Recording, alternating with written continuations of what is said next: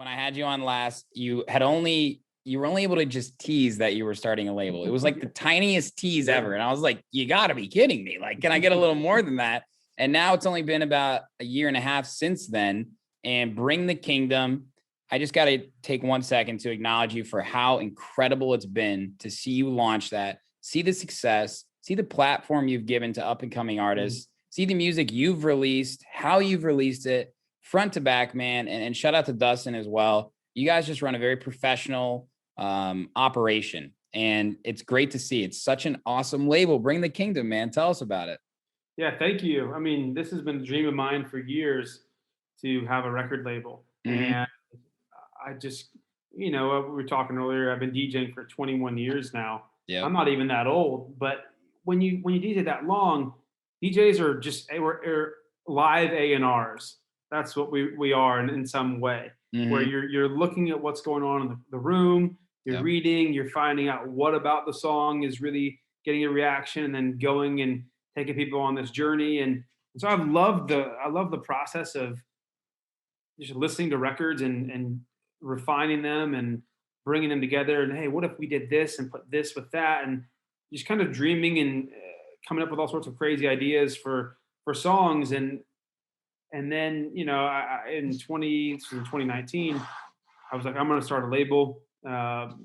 Let's go forward. And I talked to Don, and Hexagon had just left spinning. Yeah. And so he was on his own, and they were trying to get everything set up. And because we had, talked about potentially having a house label under Hexagon, and it just wasn't the right time. Yep. And so then at ADE in 2019, I was having meetings, getting everything kind of set up. And then at this Sunday of ADE, Don was like, hey man, we're good to go on everything now. Let's do the label. And I was like, okay, after I've had all the other meetings, let's do this. And so we said, awesome. And they were like, can you send over like a proposal, a business plan, like what you're thinking, direction, some songs.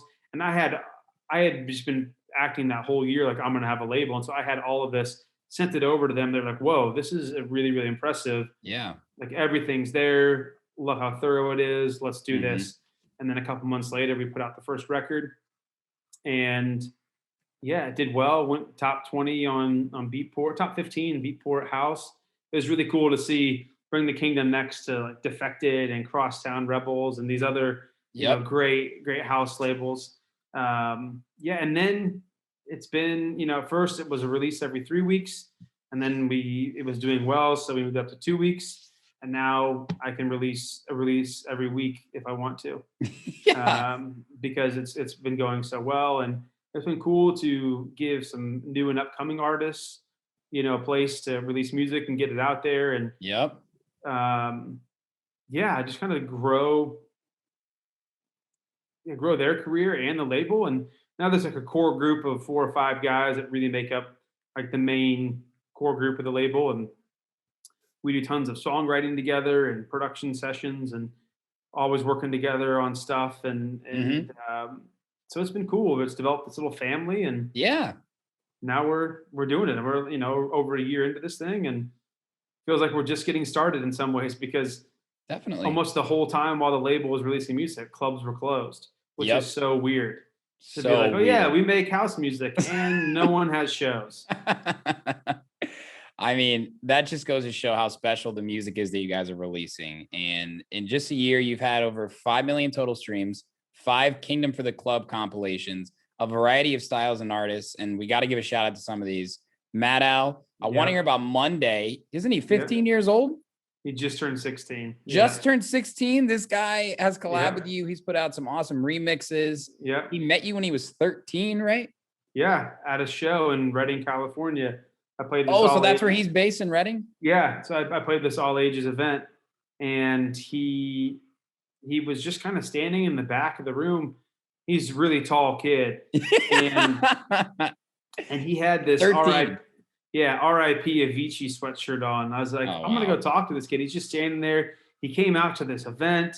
Most of the other people were older than that. Sure. And he was just smiling. And I just walked up and was like, hey, man, it's so cool that you're here. Tell me about yourself. And he was like, oh, my gosh, I'm a huge fan. I make music now. And I was like, awesome. Like, please send me some. This would be so cool to hear your music. Yeah. And so he did. And it was really good ideas, really terrible production at first. Right. And I mean, he was 13. I had no expectations of anything. And he was sending me a lot of this kind of like Martin Garrix EDM, big room Right. type stuff. And because he Right. loved that, most, early teenager kids are like, energy, let's just rage. Yeah, of course. Biggest drop possible. Yeah, exactly. And then it was right before the pandemic. I was like, hey man, just try making some house music. Like, you have melodically, your ideas are always super strong, Hmm. but try making some really cool house stuff. Hmm. And then like a month later, he would start to send me stuff, and I was like, oh my gosh, like this is really, really good. Wow. And I was like, this is almost like a totally different artist. The production's so much better, and he's grown so much. And so we came up with the name Monday for him. His last name is Munns, Hmm. and so Monday was like, it's such a good name. And yeah, and so then we put out 2 singles. He did a remix of "I Found You," and then he and I did "Pressure Together." So Wow. he's awesome. He's the sweetest kid too. He's Yeah. like the happiest, most innocent 16-year-old kid you'll ever meet, Yeah. and he's just the best.